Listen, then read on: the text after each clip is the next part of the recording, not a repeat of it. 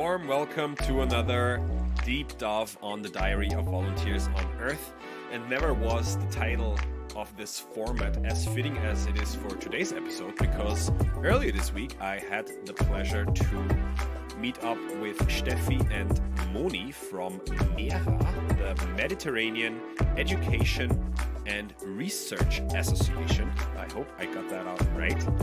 And it was a fascinating and really inspiring conversation. We talked about a lot of different topics, all evolving around marine biology, marine conservation, sustainability, but also a little bit of snorkeling and diving here and there, which makes the deep dive so fitting. And let me just tell you that for me, it was so fascinating because I've been personally really mesmerized by the sea and the ocean and the deep ocean for a few years now. So before we dive deeper, let me just do a little safety check. I don't know, aka housekeeping. Like any dive, we will begin at the surface. And let me first just really quickly introduce MERA. Like I said, it's the Mediterranean Education and Research Association, and it was founded about 3 years ago by a group of people based in Austria. And when a friend of mine who is also a member of MERA approached me and asked me whether I was interested to get MERA on the podcast, I was thinking to myself, why is there a research association about marine biology and the Mediterranean Sea in Austria, where Austria doesn't even have access to a coastline, at least today's Austria? In fact, the closest coastline is about 3.5 hours away from my hometown in Piran in Slovenia, and roughly about 5.5 hours away from Vienna. But, of course, my guests Steffi and Moni had a very easy explanation for that, actually, because pretty much all of the founding members, there's like 2 handful maybe, 10 to 12 they said, they all have experience in either volunteering or working together with or researching with institutions in the Mediterranean, and they all just felt super inspired by having volunteered there, that they felt like, okay, we want to take action, and that's exactly what they did.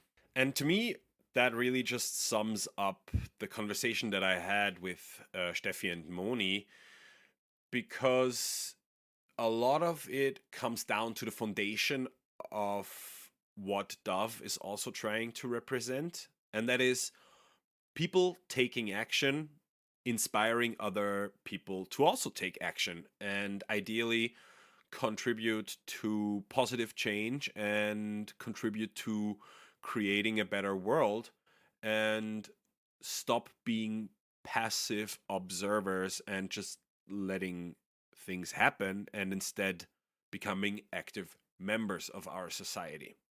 And I really hope that with the first 10 episodes or entries into the Diary of Volunteers on Earth, and it is actually kind of surreal to say that out loud, that it's already been 10 entries, I hope that I have contributed to all of what I just said about making the world a better place. And I also hope I was able to show that, for example, marine biology, sustainability, and research and education are just like a tiny drop in a vast ocean of possibilities of how people can contribute.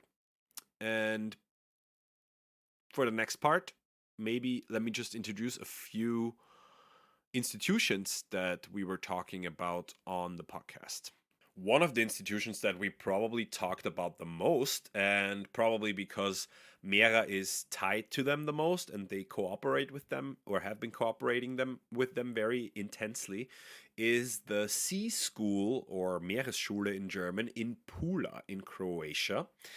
And if you go check their website out, you will find a variety of options, possibilities, starting from volunteering opportunities to school courses that they offer. So if you are a biology teacher, you can take your school class to Croatia for a few days.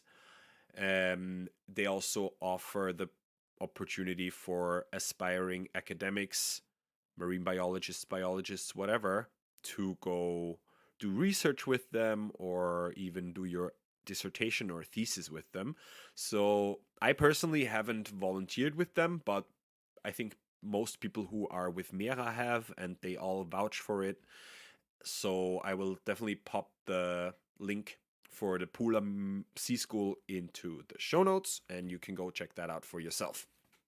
We also talked about a couple of more opportunities in Europe, and of course, I want to share them with you. One of them is ECHAT, and forgive me for reading this off, but it's the Ecologic Araştırmalar Derneği. I hope I didn't butcher that too much. It is Turkish for Ecologic Research Society, and it's a center that mainly focuses on turtle protection, and their projects and their volunteering projects are carried out on the so-called Turkish Riviera along the Mediterranean coastline in Belek and Kizilot, close to Antalya. And as someone who has had the privilege to visit turtle protection centers around the world, let me just tell you and assure you that there's not a lot of things that are weirder, but at the same time very fascinating and captivating than a massive 300-pound loggerhead turtle laying their eggs in a little basket on the beach and a ranger trying to put a tracking tag on them at the same time.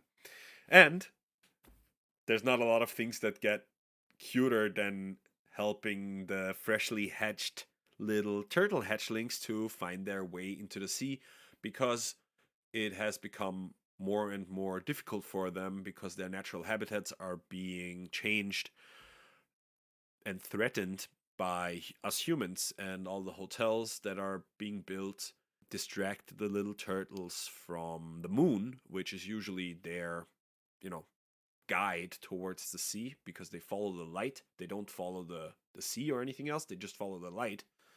And all the hotels are making it increasingly more difficult. So volunteers are trying to help with that. The ECHAT project is trying to help with that. Their volunteering programs start in June, and they run for a minimum of 4 weeks, but you can stay up until, I think, 11, 12 weeks even. But they also offer daily visits and just daily volunteering. So I will definitely put the link to ECHAT in the show notes as well. And I can highly recommend go checking it out. Like I said, it's super fascinating. And the third institution that we talked about is one that MERA has also cooperated with in the past, and that is Mare Mundi, based on Krk Island, also in Croatia, and on Crete in Greece. And they are basically also an association about marine sciences. They're constantly looking for members, new members, but they also offer volunteering opportunities for, I believe, 60 days. And from what I've read, I guess it's somewhat similar to the Marine School in Pula. So you have a lot of different activities there as a volunteer. I think mainly you are helping with preparing the courses for students who come to visit. And from what I checked last for their spring season, I think they have 2 spots still available. And for their fall season, only 1 spot. So if you are interested in that, you've got to be quick. And you will also find the link for that in the show notes. And let me just share one more institution that is a little bit further away, but I have personal experience with them because I stayed and volunteered, or maybe I should say stranded with them back in 2020 at the beginning of the pandemic. And that is SOURCE, the Sustainable Oceanic Research, Conservation and Education Center. It's in Indonesia on the island of Lombok, which is just the neighboring island to Bali. And Yeah, maybe you just bear with me if I tell the story, otherwise you can skip to the next chapter, but it is a really cool story, I think. So it was back in 2020, like I said, and with my girlfriend at the time, with Franzi, we had planned this trip to Indonesia for a long while, long before the pandemic was a thing and COVID broke out. And we basically left just a few days before Germany and Austria had their respective first lockdowns in March 2020. The original plan was to go from Bali all the way to Komodo Island or Komodo National Park because I have always wanted to go there.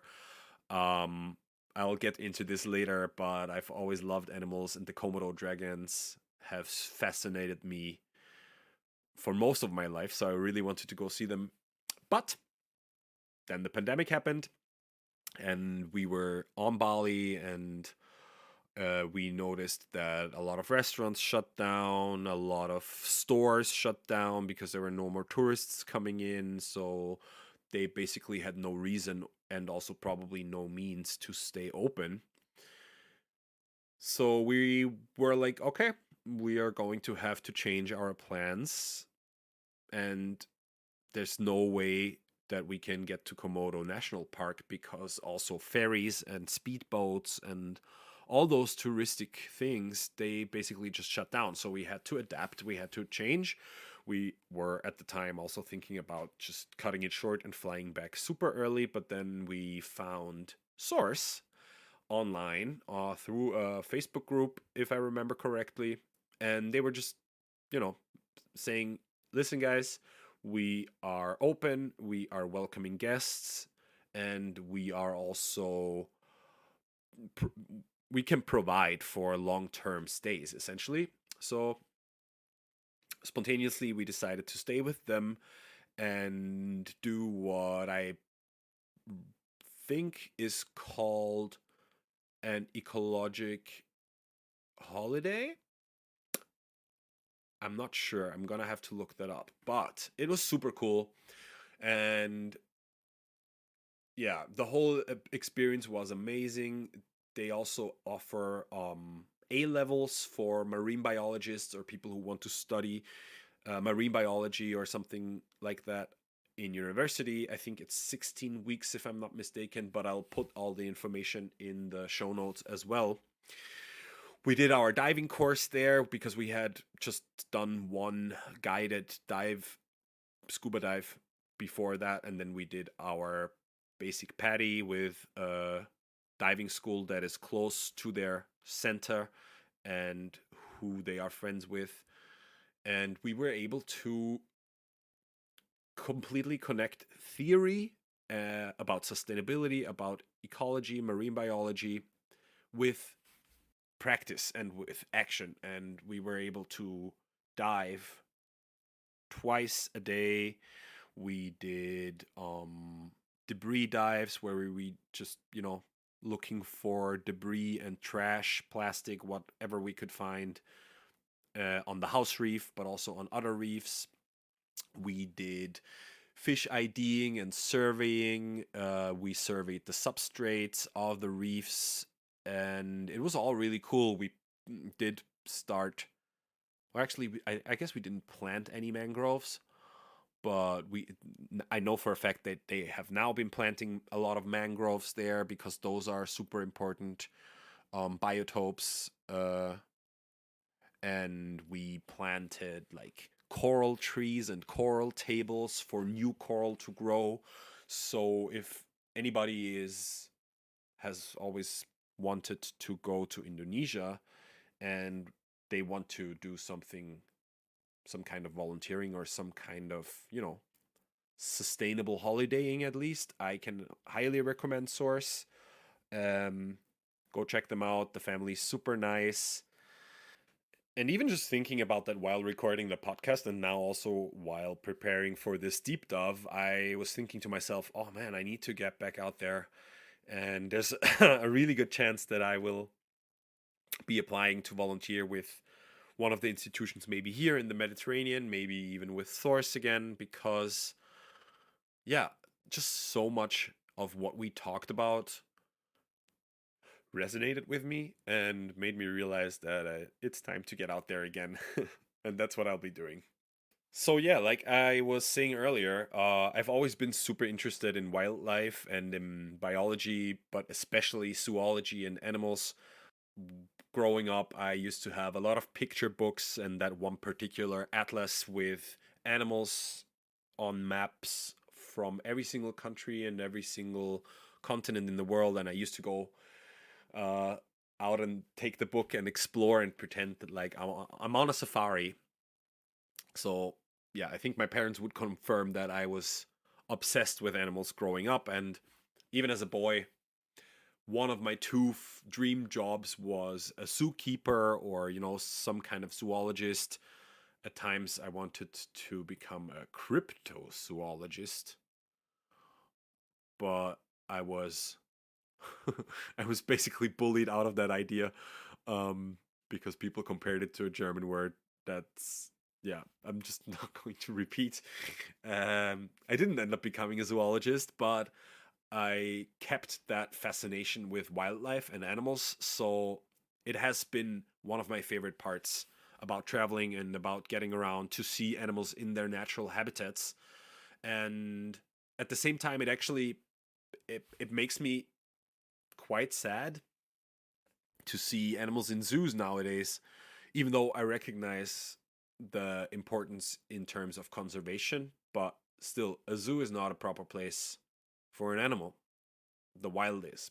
And the more I've traveled and the more I've seen, the worse what we are doing as humanity actually seems, because we are systematically destroying habitats for our profit. And that just genuinely makes me sad, I guess.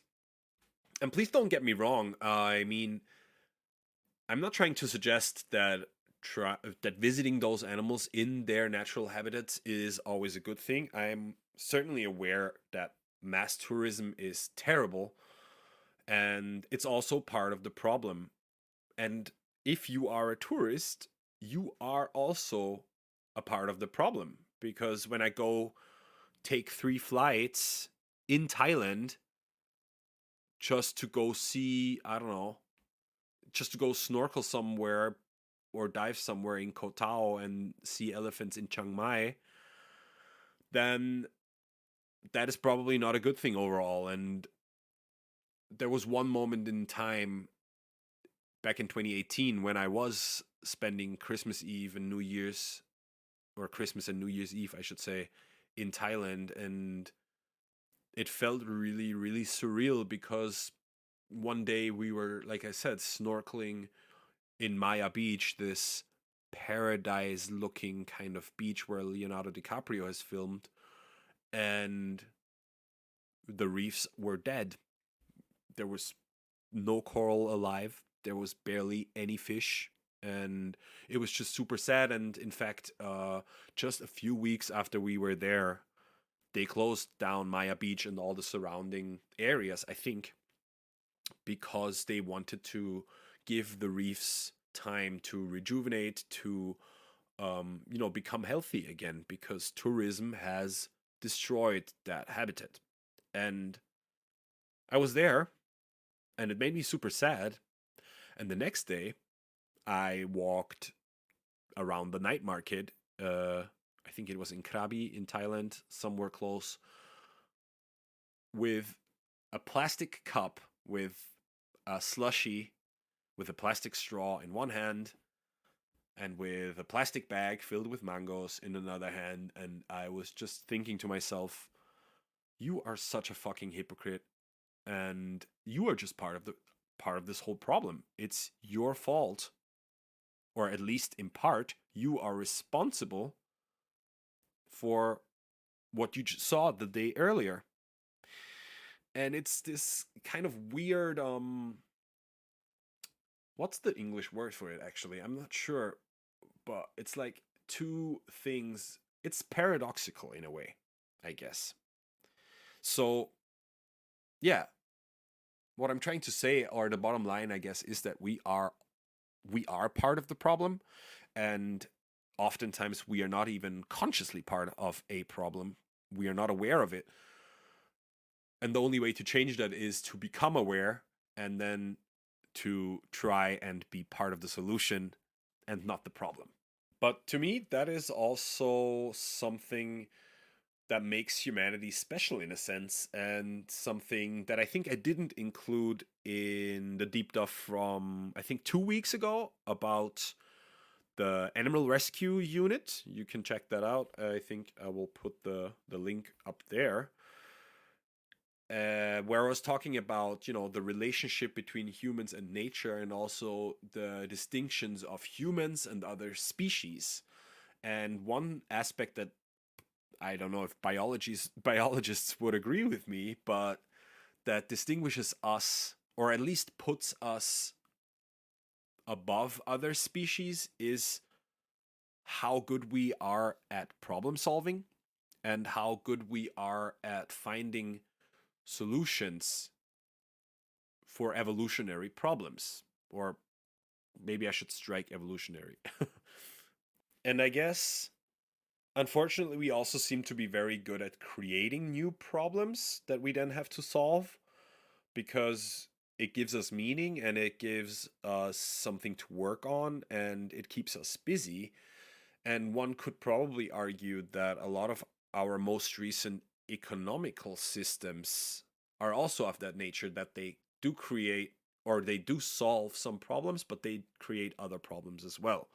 And just as a disclaimer, I am anything but an economist. In fact, economic systems, markets, finances, banks, and stuff like that highly confuse me. They're a mystery to me, and I have no idea how they work. But that makes it much more fun to put an opinion out there. So here we go. And I guess my opinion is that mainly corporate capitalism surely has solved some problems. And in Western cultures, corporate capitalism is probably the dominant economic system. But it has also created other problems, especially problems that we collectively chose to ignore over the last few decades. So today, those problems seem much, much bigger and much, much harder to solve than the problems that capitalism or corporate capitalism solved in the first place. So they've come to haunt us now. What is the bottom line of that? No solution to any problem should be creating other problems that are bigger than the problems that they actually meant to solve. I hope that makes sense. I think it does. If not, you can let me know. Tell me your opinion in the comments. To me, that's like a no-brainer that it should always be at least a net zero, but ideally a win-win situation. Of course, the tricky part is that we live in a very, very complex universe. And I would claim that oftentimes it isn't immediately obvious to us whether or not a solution is quote unquote good or quote unquote bad, especially when we are first applying it. Oftentimes it only shows in the future if it was a good or a bad solution. And I guess there are entire podcasts dedicated to these topics, so I'm not gonna dive too deep. I don't want to get what's it called, nitrogen narcosis. It's a dive joke. Don't worry about it. But yeah, let's not dive any deeper on that. I can tell how I don't know enough of such topics to actually be talking about them on a podcast. So let's try and keep the deep dive under half an hour and move on to the next thing, which is something that Moni and Steffi also talked about on the podcast episode. And it is kind of tied to the whole notion of problem solving. And that is trying to do something perfectly, or being a perfectionist about, solutions. Because at least that's the way I see it, but I also think Steffi and Moni, without trying to put any words in their mouths, but trying to be a perfectionist actually slows us down or even prevents us from trying to solve a problem in the first place. Because let's just be real, life isn't perfect. I feel like that's not too hot of a take. I mean, in a universe that is inherently entropic, I guess there's just no way to do things perfectly, and the three of us certainly agreed that it is much better to do something imperfectly and start than trying to do something perfectly for ages and never ever starting because you're wanting it to be perfect. So I guess in a sense, consistently taking small steps towards your goal is way less tiring, but also much more effective than trying to take one huge perfect leap towards your goal. And I guess we can apply all of that to many different fields of our society. Obviously, we talked about it in the context of, conscious awareness tied to sustainable living, I guess you could say.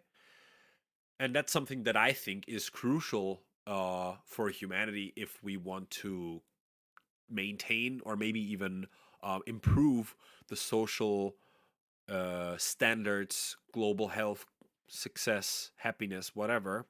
It is a more sustainable lifestyle. And I certainly know this from personal experience. It might resonate with some of you out there as well, that you do think of something that you could change in your personal space, and you have that awareness that you need to change it, but then you lose it again after a few weeks because you just go back to your old habits and your normal life, quote unquote. It certainly happened to me, for example, after the experience that I described to earlier in Thailand. And we did talk about ways of how to sustainably improve that awareness. And Moni raised a very interesting point when she said that personal association with a problem or a topic and being able to make personal connections to that topic will always make us more aware of it. So for me, that was the same thing in Thailand when I was walking through that night market. That's a personal association that I made. Or for some people, it might be seeing a video of what actually goes on in a slaughterhouse or in, an industrial farming complex for pigs or chickens. We can also apply it in a positive way where one of the proudest moments of my teaching career is where I was talking to my class and my students about sustainability and about protecting the oceans. And one of the students was so moved by the project that we did that he decided he wants to raise money for a turtle conservation project. And he even dedicated I think it was all of his Christmas or birthday money to that turtle protection center. And I just thought that was awesome. And that shows that if we make those personal connections, it is much easier to stay aware of the things that we need to change. So yeah, all of that being said, I think I'm running low on oxygen. Last diving comparison, I promise. But like I said, I want to keep these deep dives also short and digestible. If you think I should make them longer, please do let me know. Do reach out. But for now, it's time to ascend back to the surface and finish this deep dive. As always, thanks for tuning in. Thanks for listening. I hope you found it interesting. If you did, please share it with somebody. Share Dove with someone, friends, family, or whatever. Also, this will be the last deep dive of this first season because the Diary of Volunteers on Earth will have one more special episode next week. And then there will be a tiny break. but in that episode I will talk about everything that you need to know about what is going to happen next to Dove, what I am planning to do on this adventure that I'm about to set off on in a few weeks, end of February, if you're listening to this in the past. And that's it. Until then, much love, peace.